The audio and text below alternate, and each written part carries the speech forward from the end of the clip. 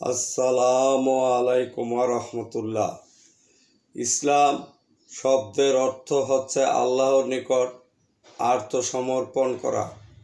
একটু ব্যাপক অর্থ হচ্ছে আল্লাহর প্রেরিত নবী ও রসুলগণ মানব জাতির কল্যাণের জন্যে যে সমাজ ব্যবস্থা প্রতিষ্ঠা করে গেছে তাকে ইসলাম বলে।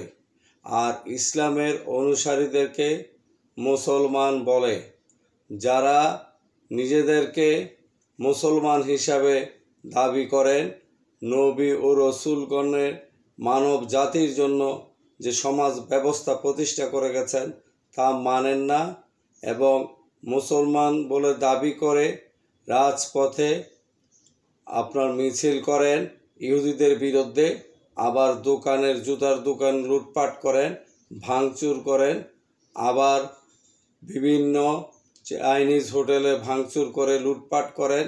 তারা কখনো মুসলমান হতে পারে না, কারণ মুসলমান হতে হলে ইসলামের অনুসারী হতে হয়। ইসলাম হচ্ছে মানব জাতির কল্যাণের একটি ধর্ম। এই ধর্মের লোকেরা কখনোই আমচুরি করতে পারে না আন্দোলনের নামে। তাই এই সমস্ত বিপদগামী মানুষ থেকে দূরে থাকবেন ইনশাআল্লাহ।